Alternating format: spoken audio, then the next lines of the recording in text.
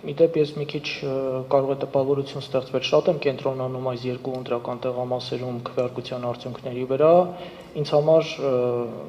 բոլոր հարցերն էլ իհարկե կարևոր են դիմողների կողմից բարձրացնված, բայց այս հարցը առավել կարևոր է, որովհետև նրբերանգներ ունի եւ այդ առումով եմ հարցերս բավականին մանրամասն ներկայացնում։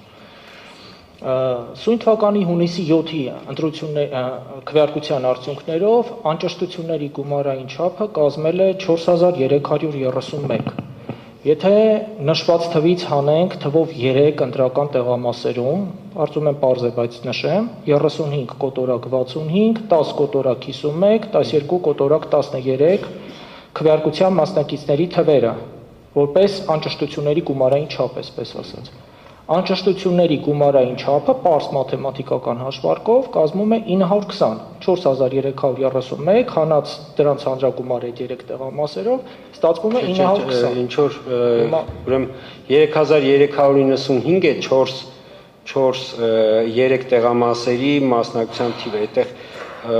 ինչ որ շփոթմունք, որտեղ Պարոն Հովակիմյան, այս տվյալները ԿՀ կայքից են վերցրել։ Որ տվյալը 4331-ը եւ մնաց 4331, այո, բայց մասնակցությունների թիվը, այդտեղ 3 տեղամասերի հանրագումարը անում է 3395։ Դե դա եմ ասում, 4331-ից եթե թիվն ենք հանում, դառնում է 936։ Իմ մաթեմատիկայով 920 է, չգիտեմ։ Դալիճից անդադ աղմուկ է։ Սկզբունքային չէ, ինչ է հարցս։ Չնայած սկզբունքային կարող է լինել։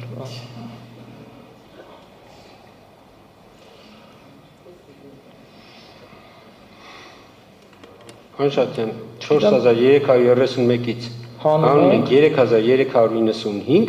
ստացվում է 936։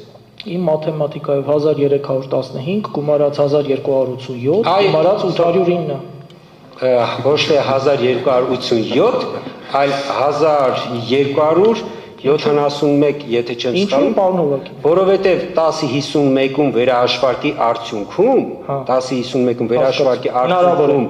քվեարկության մասնակիցների թիվը 1287-ից ճշգրտվել է 1271, եթե չեմ սխալվում։ Այստեղ է խնդիրը։ Այս պահին սա սկզբունքային նշանակություն չունի, բայց ընկալեցի ինչ եք ասում։ Հիմա տեսեք։ Նման պայմաններում, եթե պայմանական անճշտությունների չափ, որպես անճշտությունների չափ ընդունում ենք 935-ը, օրինակ այդ թիվը, կարևոր չէ։ Քվեարկության ավարտից հետո 12-13 ժամանց, սա էլ կարևոր չի, կենտրոնական ընտրական հանձնաժողովը հրապարակել է ընտրությունների նախնական արդյունքները, առաջնորդվելով ընտրական օրենսգիրք սահմանադրական օրենքի պահանջներով։ Այդ պահի դրությամբ նախնական արդյունքների կոնտեքստում ԲՀԿ-ն հաղթահարել է 4%-անոց շեմա։ Այն պահին, երբ որ մենք հրապարակել ենք քվեարկության նախնական արդյունքները, ոչ։ Այդ թվում հետագայում արդեն ուսումնասիրություններով, քան որ նախնական արդյունքները, որոնք որ հետագայում ունեցել են թերություն, այսինքն թերությունները հայտնաբերել ճշտ, բայց նախնական արդյունքները հրապարակելու բան ոչ։ Շատ բարի, հաջորդ հարցս։ Եթե այնուամենայնիվ վերոնշյալ 3 տեղամասերում, բարգավաճ նախ մի հարց նոր։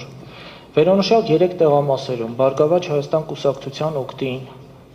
այսպես ասած, քվեաթերթիկների թվի հանրագումարը որքան է կազմել։ Չգիտեմ։ Որովհետև եթե Հանշատյան, եթե ինքը ընտրական օրենսգիրքի տեսանկյունից անօրինական, ես չեմ ասում անօրինական, նախքան անվավեր ճանաչելը որքան է կազմել։ Նախքան անվավեր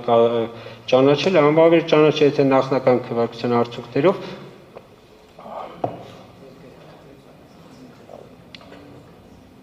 փորձեմ։ Չէ, լավ, այս պահին իհարկե ինձ համար կարևոր է նախնականով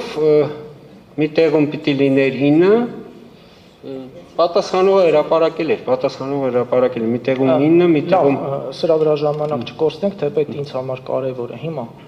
այս ամենի, այսպես ասած, համատեքստում, պայմանական ասած հանրագումարի արդյունքում, նման պայմաններում, ինչպես ասում են,